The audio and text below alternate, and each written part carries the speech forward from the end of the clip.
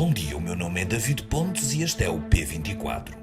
O G7 é o grupo que congrega algumas das mais poderosas economias do mundo, a saber, a Alemanha, Canadá, Estados Unidos, França, Itália, Japão e Reino Unido, a que se junta habitualmente a União Europeia. Ora, o G7 esteve reunido no Japão e o encontro não poderia deixar de debater as duas maiores ameaças existenciais que o Ocidente tem pela frente. A Rússia e a sua decisão de invadir a Ucrânia e a China, que com o seu desenvolvimento económico e a sua atitude cada vez mais belicosa nos mares do sul e do leste da China, é uma dor de cabeça, especialmente para o mais poderoso do G7, os Estados Unidos. O encontro teve o peso simbólico de decorrer em Hiroshima, a cidade arrasada no final da Segunda Guerra Mundial por uma bomba atómica, numa altura em que a Rússia tem vindo a esgrimir o argumento nuclear como reação ao apoio militar que a Ucrânia beneficia de vários países. Foi como uma lembrança do nível de destruição a que o mundo foi sujeito da última vez em que poderosas ditaduras quiseram ampliar o seu poderio com recurso às armas. A centralidade da questão ucraniana esteve bem patente na presença na cimeira do presidente Volodymyr Zelensky, uma verdadeira estrela diplomática nos tempos que correm. Neste dossiê, os aliados continuam bem unidos e firmes no apoio financeiro e militar aos ucranianos, aprovando mais sanções contra a Rússia e, muito especialmente, atendendo a um pedido que Zelensky tem vindo a repetir nos últimos tempos, de que os aliados lhe forneçam aviões de combate, os poderosos F-16 de fabrico norte-americano. Biden deu o seu aval às asas da liberdade e em breve os pilotos vão começar a ser formados e talvez em setembro os primeiros aviões poderão começar a entrar em combate. Quanto à questão chinesa, a concertação entre os integrantes do G7 não é assim tão fácil. Os norte-americanos estão numa competição feroz com a China e querem maior empenho dos europeus, especialmente na frente económica e tecnológica. Para eles é preciso cada vez mais quebrar os laços de dependência em relação aos chineses. Mas ao invés da separação, os europeus parecem pretender uma abordagem mais branda e cautelosa para não irritar o grande gigante chinês. Algo que poderia ser resumido na expressão inglesa de-risking, já evocada por Ursula von der Leyen. Qualquer coisa como baixar os riscos e não separar na relação com os chineses. Será só semântica ou os europeus terão mesmo uma abordagem autónoma em relação à diplomacia norte-americana? Veremos. Para nos ajudar a perceber o que sucedeu este fim de semana, o Ruben Martins conversou com a Maria João Guimarães, uma das jornalistas do Mundo, que esteve ligada ao Japão por estes dias. Tenham uma boa semana. E David, começamos por perceber com a Maria João Guimarães o que é que fez Joe Biden mudar de ideias no que toca a este envio de aviões militares para a Ucrânia. Olá, Maria João. Olá, Ruben. Em relação ao apoio militar dos Estados Unidos, Joe Biden anunciou um novo pacote de ajuda e anunciou, crucialmente, uma coisa nova, a autorização dos Estados Unidos para que qualquer país possa dar caças F-16 à Ucrânia.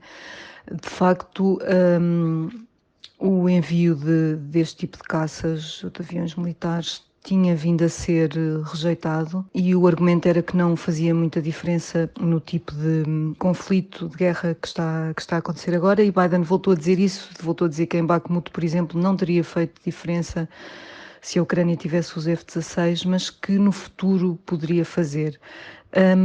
Há duas maneiras de ver isto. A primeira é um bocado o que os aliados ocidentais da Ucrânia têm estado a seguir, uma espécie de abordagem de sapo em água quente em relação ao envio de equipamento militar que possa provocar uma reação da Rússia. Há sempre aqui uma tentativa, não é, de ir enviando mais um tipo de míssil, mais um carro de combate, agora com a autorização dos aviões.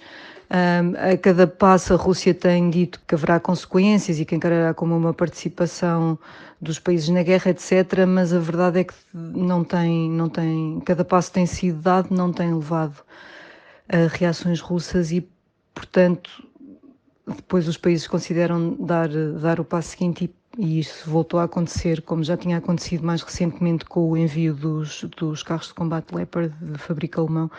A Alemanha também deu autorização e depois seguiu-se logo uma série de países que disseram que iriam enviar, incluindo a própria Alemanha. De qualquer modo, os F-16 vão exigir uma série de de coisas, inclusivamente um treino de pilotos ucranianos. O treino vai avançar já, até Portugal também está disponível para ajudar esse treino, e demorará meses. Portanto, não será uma coisa que faça diferença no campo de batalha no curto prazo. Também por isso, há analistas que dizem que esta mudança de opinião da administração Biden mostra que há cada vez mais a sensação de que o conflito pode durar mais tempo ou ficar eventualmente congelado por um acordo de armistício, em que será importante a Ucrânia ter meios para se defender de uma Rússia que pode estar zangada e ainda sujeita a sanções, isolada, etc. Também sabemos que era suposto haver um encontro entre Lula da Silva, o presidente brasileiro, e o presidente ucraniano, Volodymyr Zelensky, que acabou por não acontecer. O que é que sabemos quanto a isto? Uma das missões do presidente ucraniano, Volodymyr Zelensky, neste encontro do G7 era de facto encontrar-se com alguns representantes ou líderes de países do sul global. Ele encontrou-se com o primeiro-ministro da Índia, Narendra Modi, e estava previsto um encontro também com o presidente do Brasil, Luiz Inácio Lula da Silva. Estes encontros eram vistos como importantes, uma possibilidade de Zelensky poder ter um contacto pessoal com países que têm hesitado a apoiá-lo, ou no caso Lula da Silva, que tem tido algumas declarações que têm sido vistas com desagrado por parte de alguns aliados da Ucrânia, especialmente dos Estados Unidos, que acusaram mesmo Lula de propagar propaganda russa ao dizer que eram precisos os dois países para acabar com a guerra. Aparentemente o encontro não aconteceu por uma questão de calendário. Quando questionado sobre isto, Zelensky lançou o que pareceu ser uma farpa a dizer que quem perdia era o presidente do Brasil. E também a China esteve no foco deste G7, como disse o David na introdução deste episódio. Que preocupações é que existem face a este gigante asiático? Foi realmente um dos grandes temas desta reunião do G7. O papel preponderante da China, a segunda economia mundial, nas cadeias de produção é uma grande preocupação. Neste caso, a Europa é muito mais dependente do que os Estados Unidos em setores críticos, como nas cadeias de produção dos semicondutores, em minerais como o lítio ou as terras raras, que são essenciais para fazer a transição verde. E esta dependência da China, teme-se cada vez mais que depois a China um dia possa usá-la como arma. E para isso foi anunciada o que chamaram uma plataforma de coordenação sobre coerção económica, em que os países vão fazer avaliações e tentar estar prontos a reagir a tentativas deste género. E aqui o relevante é uma espécie de aproximação mais entre os Estados Unidos e a Europa, num acertar de tom aqui em relação ao que fazer em relação a esta dependência excessiva em relação à China.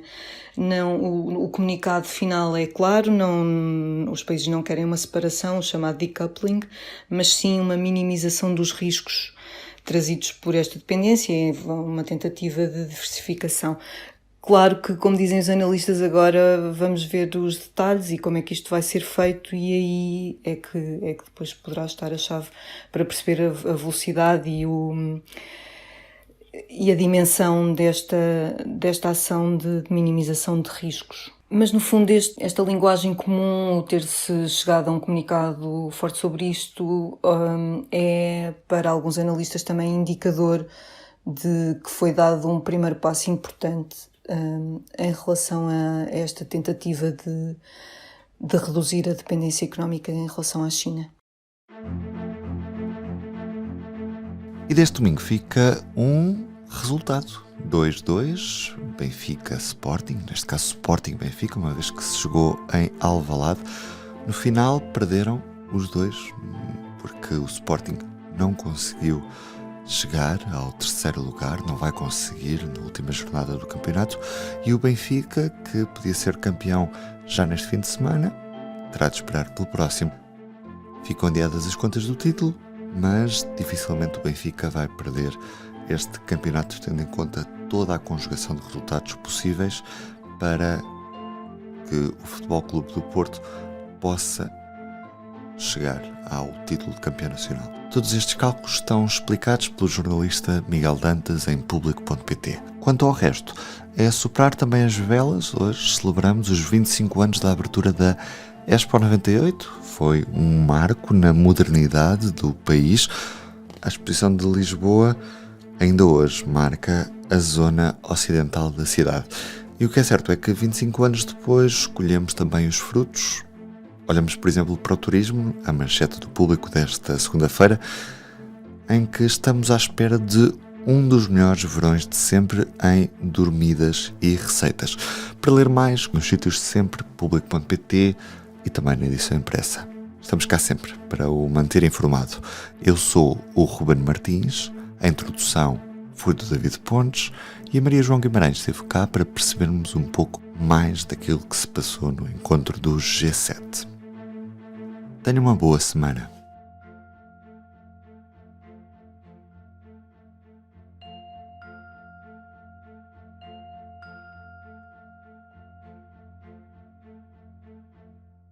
O público fica no ouvido.